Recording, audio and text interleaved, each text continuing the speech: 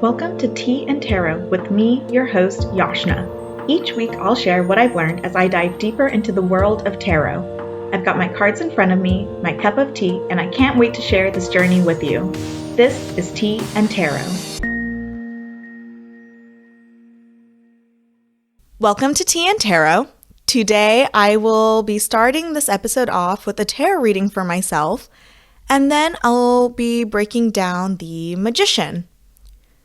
You can't really tell because of the bottle that I have in front of me during today's episode, but I am drinking some iced matcha, which provides a lot of health benefits because it is high in antioxidants. Interesting tidbits, and you'll probably get a lot about matcha because that is usually my go-to tea, especially in the early afternoons when I usually record these. So let's jump into the tarot reading, and then we'll be breaking down the Magician. We are back. For anyone who's been watching the video version of this podcast, you may have noticed that the background is a little different now for this tarot reading. I have decided to try and do the reading for myself while sitting on my carpet in my living room. When I have done casual readings for friends or for myself in the past, this is how I've done it. And the last few readings I've done where I've been sitting at my table has felt a little weird, a little different than what I'm used to. So I thought it would be interesting to try and do it this way and see if it records just as well. But it's actually a little easier for me, and I do feel more grounded because I'm able to sit crisscross applesauce and just focus more on the cards in front of me. So that is what I'm doing. The cards are all splayed out in front of me right now because I decided to do the chaos shuffle to kind of reset the energy in the cards and just give that a try to recharge them before I do this reading. So I am going to shuffle them chaotically. Oh no, don't flip over. Some of the cards are flipping over as I do this. This feels very cathartic. This is actually really fun. I'm sure the microphone is going to sound super weird, and I'm just going to cut all of this out. And you know what? As I'm doing the shuffle, I should think about what I want to do a reading for. It has been a while since I've done this type of reading for myself, so I thought it'd be fun to do a 3-card spread around love. So I am just going to be thinking about that. What does my love life look like in the future? What should I keep in mind? Okay, I'm going to organize the cards. Love, love, love. I'm imbuing love into these cards. Love, love, love. Oh no, the world.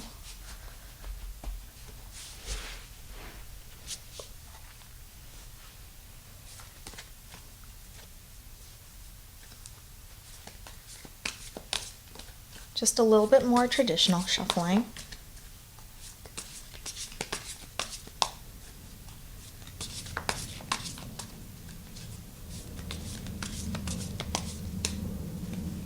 Okay, and I am going to remember to slice with my left hand this time since that is the hand of fate. So I am going to do my first slice and my second slice and then my third slice. So I guess a little bit of context on my love life for this reading. I am single. And I'm pretty content with it, not gonna lie. No complaints here, but I do on and off go on some dating apps to see if maybe I'll find my connection. Though I hate dating apps with every fiber of my being, and yet I still keep going on them periodically, and that is one of the bouts that I am in right now. So let's see what my cards tell me. Maybe I should just get rid of all the apps again. Who knows? So, 3-card spread. It's I don't know why I just said all that. So I am going to flip these over, and 3-card spreads can really be read in a lot of different ways. I feel like every time I try and assign past, present, future, or goal, obstacle, like lesson learned, it always ends up kind of swapping itself around. So I'm just going to do it as a 3-card spread and leave it at that. And then I will interpret the cards and see how they all join together. This is going to be the first time trying to do it this way, so I hope it helps. The first one is the world. Oh, okay. Hopefully that means I will be completing a journey of love at some point. The second card is the 10 of Cups.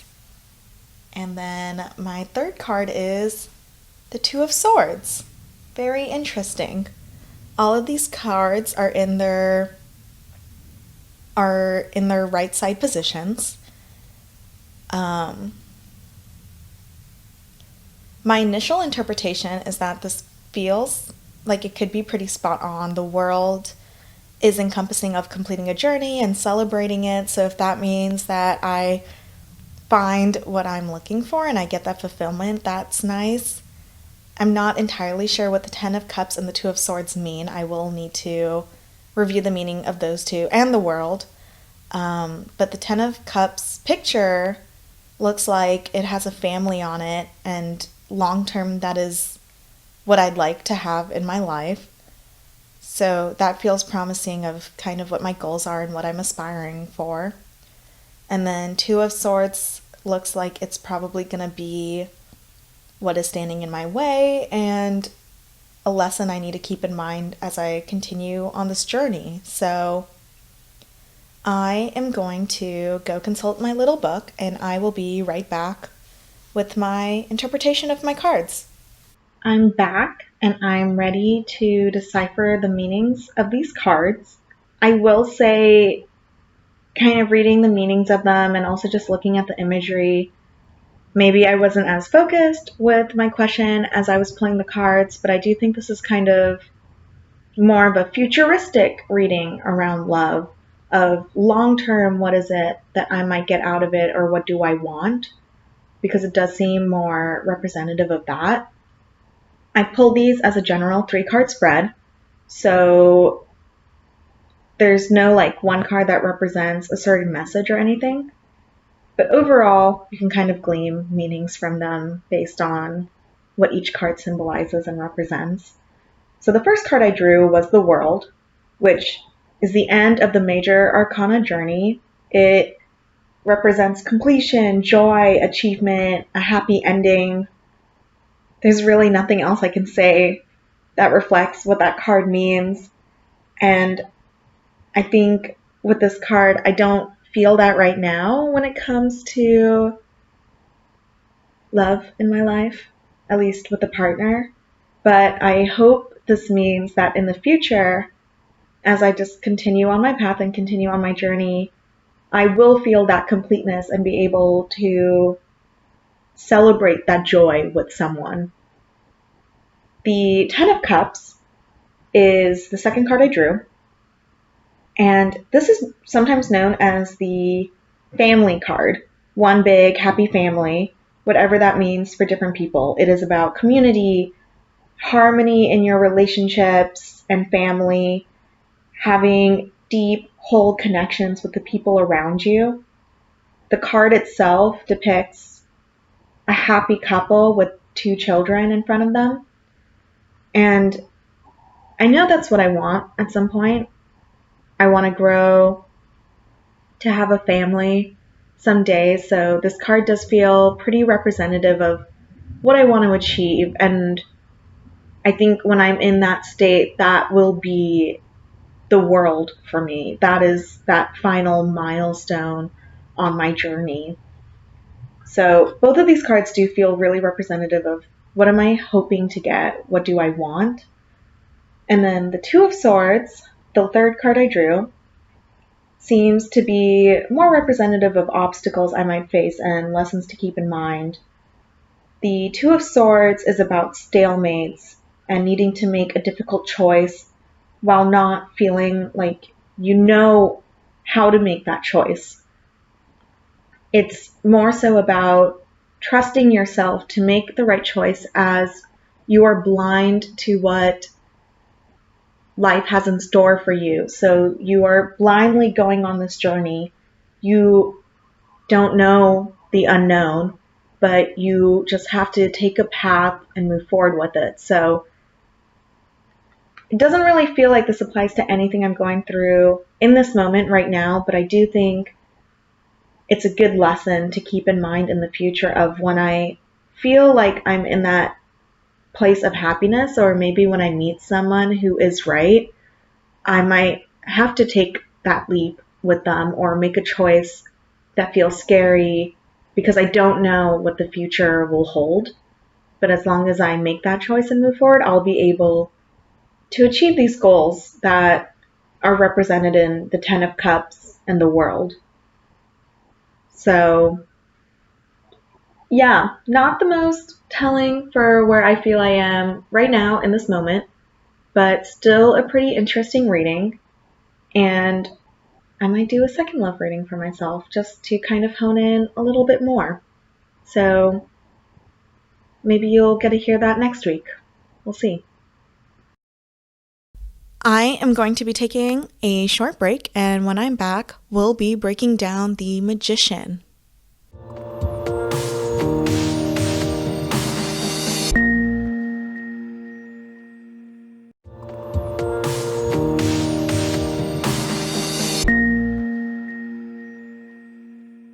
In front of me, I have my Magician card from my Light Seers deck as well as from the Rider-Waite deck. For anyone following along, I did end up finding my Fool card from the Rider-Waite deck. I decided to just reorder the cards in that deck so it's all sequential so I can make sure I actually have all the cards. And it turns out I just couldn't recognize the Fool at first glance because I haven't used that deck in a very, very long time. But the good news is I have all my cards. I have the Magicians in front of me, and we're ready to dive into another topic. Following the Fool, the next Major Arcana card is the Magician, which is numbered 1. It is also really symbolic of the first step you take as you're going on the Fool's journey. In some decks, the Magician is also titled the Magus. Magus? Magus. Oof, I should have looked that up beforehand. Or the Juggler. This card is typically seen as a symbol of power and potential, helping the Fool recognize their own. Looking back at some of the history of the Magician and how it's been portrayed in past decks, in some older French decks, including the Visconti Sforza deck collections, the Magician is seen more as an artisan or a sleight of hand artist, also known as le bateleur, doing stage magic. Some imagery depicts him playing with cups and balls, doing what you might think of as one of the most standard table magic tricks, where you're trying to guess which cup the ball is under and someone's trying to trick you or move too fast for you to actually guess it correctly. As the bateleur evolved into the Magus with later decks, he was depicted as someone with a table showcasing the different minor arcana suits in front of him. Minor arcana suits being the cups, coins or pentacles, knives at the time instead of swords, and holding a baton in his hand to represent the wand. The Rider-Waite deck still depicts him this way, while other decks depict him more as a practitioner of magic and alchemy. So looking at my Magician cards here in front of me, I have the card from the Light Seers deck, and in it there is a man sitting cross-legged, connecting his magic to the earth and the cosmos below him. He almost looks like he's floating above the ground as he's connecting to his inner power. He wears a hood that has an infinity symbol and really makes you feel the more traditional meaning of the word magician, practicing his own magic in this space he's carved out for himself. In the Rider-Waite deck, there is a man wearing a white robe with a red cloak over him.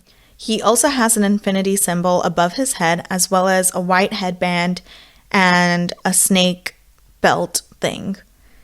On the table in front of him is a pentacle, a cup, a sword, and a wand. In one of his hands, raised up above his head, is a baton or another wand type thing, and around him are red roses and white lilies. So, using the Ultimate Guide to Tarot book by Liz Dean, I was able to understand more about some of the different symbols in the Rider-Waite deck, and there are some that are similar and apply to the Light Seers deck as well, but some interpretations I have on my own. And like I mentioned, once I get the extended guidebook, maybe I'll have some info to supplement this later on. So in both decks, they have an infinity sign, which represents balance and renewal.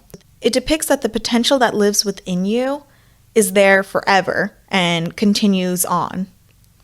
The red cloak in the Rider-Waite deck symbolizes energy and action. His headband is kind of putting focus on the mind and his ability to manifest his desires. And the snake belt is kind of similarly representative of renewal, of shedding your skin and being able to begin anew. It also is a nod to the trickster side of the magician card, which is how it's commonly seen when it's in its reverse seer position. The wand he's holding is supposed to be double-sided and note that heaven and earth mirror each other, and the way he's holding it up shows that he is a conduit connecting his earthly energy to the heavens. The roses around him depict love, and the lilies symbolize truth. In both decks, the background of the card is yellow. In the Light Seers deck, it's more of a lightish hue with a lot more light behind him. The yellow color represents more clear sight and your consciousness. And in the Light Seers deck, the general artwork depicts more of what I think are the cosmos and connecting your own energy to them, and does seem to be more of the traditional practicing otherworldly magic. So that's kind of a breakdown of what the cards look like.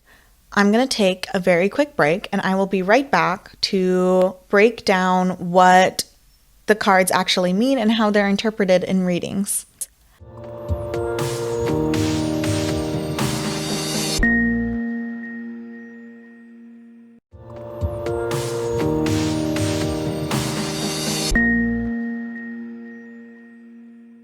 So at a high level, the wisdom delivered by the magician is to manifest your desires. In the Light Seers guidebook, the quotation surrounding this card is, "I can manifest the life I desire through energy and action." In its forward position, in the Light Seer meanings, the card really points to your natural talents and skills, your own creativity and resourcefulness, and your powers of manifestation. It helps remind you that you have the skills and powers you need to manifest your own desires if you're willing to use them. If you're feeling blocked or lacking, it could mean that you just don't know what your desires really are, and you're in this rut where you can't achieve your dreams because you don't really know what you're trying to manifest. The magician also houses the 4 symbols used throughout the cards: sword, cup, pentacle, and wand. So it's also a reminder that you need to activate those tools to really start your journey. In the reverse position, or in the shadow seer meaning, the magician points to unused potential, latent talents. It could point to manipulation or selfishness from those around you or from yourself, as well as block creativity. It may indicate that you're being swayed by a trickster, taking away from you and your goals. So that's the more general meaning of the card. If we were to do a reading around love and relationships, the magician could mean that you're entering a deeper commitment and forming a stronger connection with someone.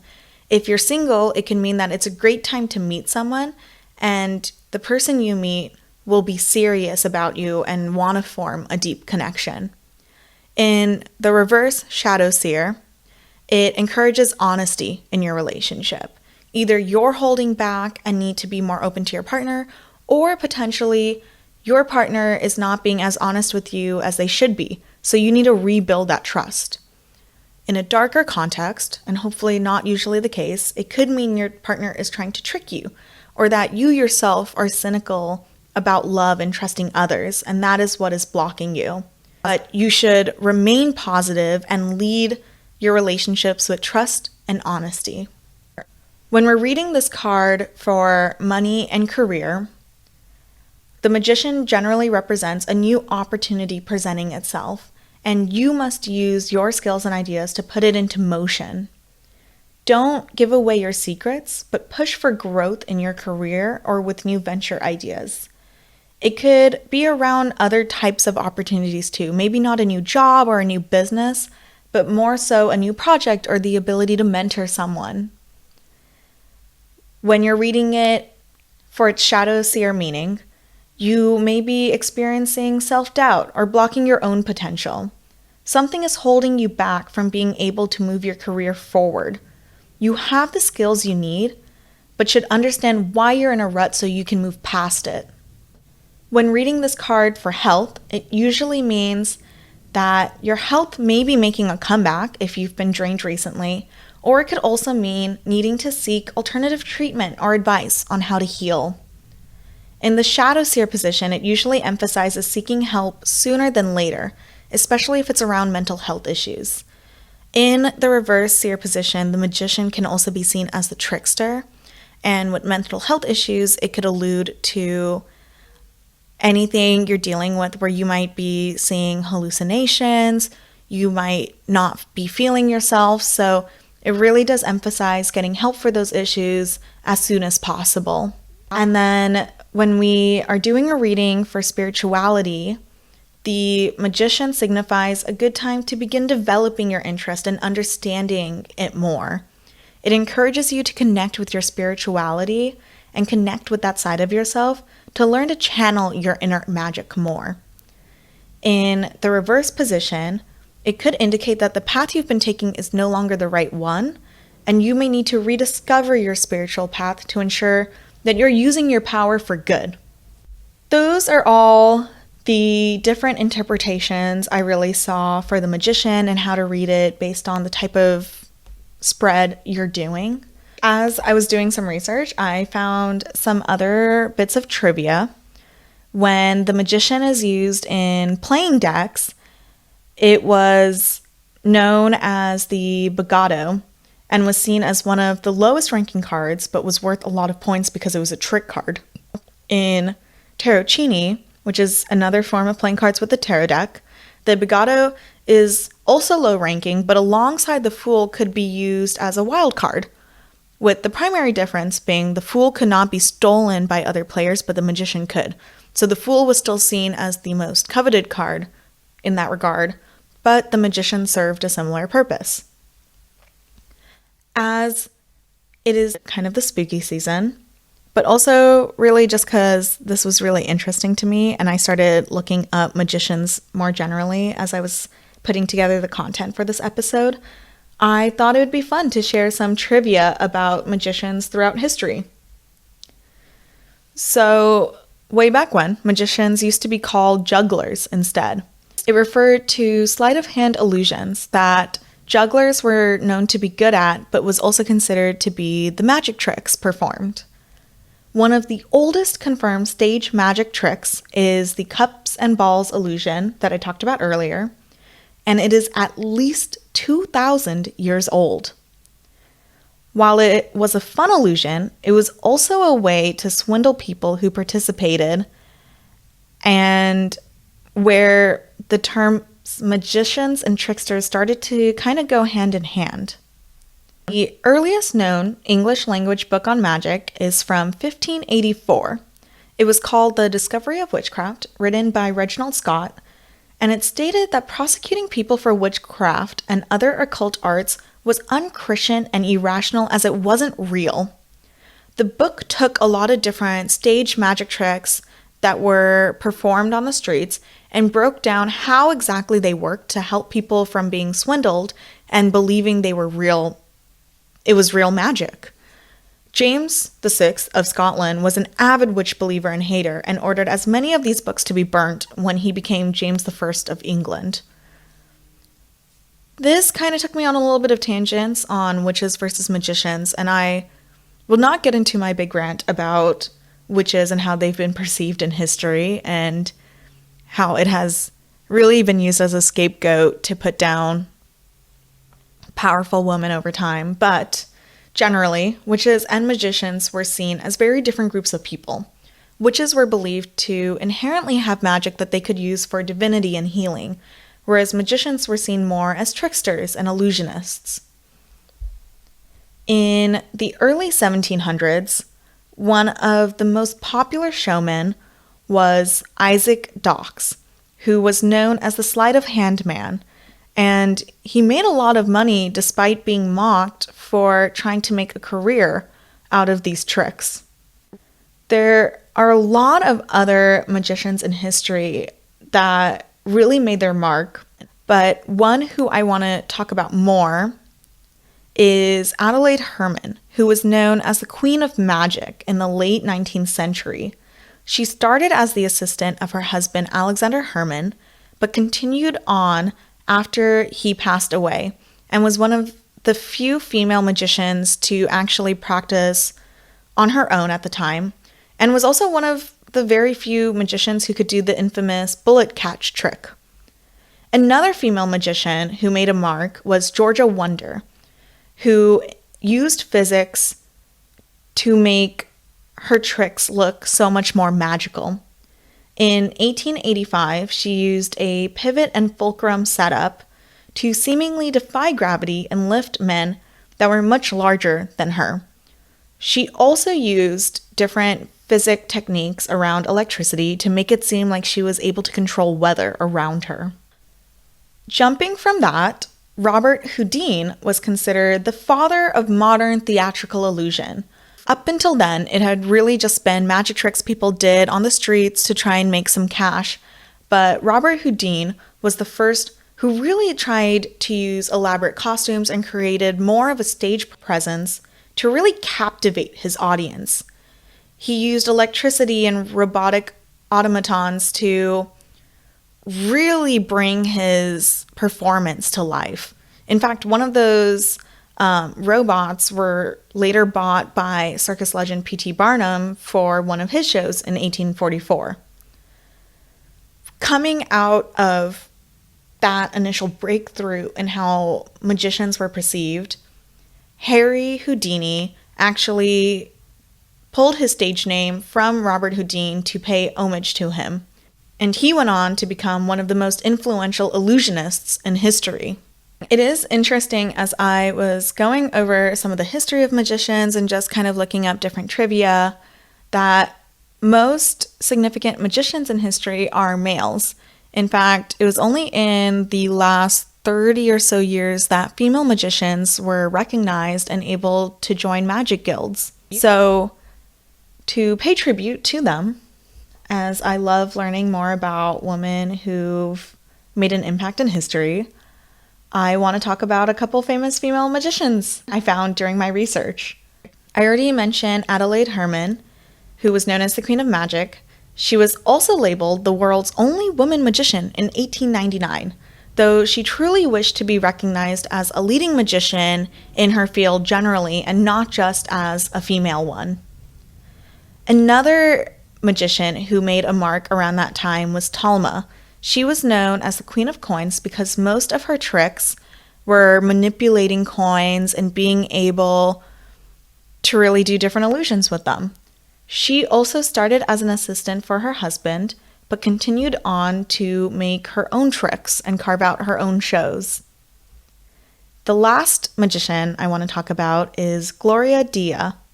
She was the first female magician to perform on the Las Vegas Strip, and she ended up going on to become an actress instead, but she opened the door for other magicians to perform in Las Vegas. In fact, Later on, David Copperfield credits Gloria for his ability to actually perform and create a stage presence there, which is pretty cool. Those are all my random tidbits and trivia on magicians, and kind of wraps up my research and everything I found as I dove into this card. Join me next week where I will be continuing this journey and talk about the High Priestess. See you then. Thank you for listening to Tea and Tarot with Yashna. This episode was produced, hosted, and edited by me, Yashna Bunsel, and brought to you by Tea Time Podcasts. The tarot reading was done using the Light Seers Deck by Chris Ann, and all card visuals are from the Light Seers Deck and the Rider-Waite Tarot Deck. Music was made using SoundRaw. Research was done using the Ultimate Guide to Tarot by listing the Light Seers Guidebook, Wikipedia, and tarotguide.com. Join me next week for another episode of Tea and Tarot.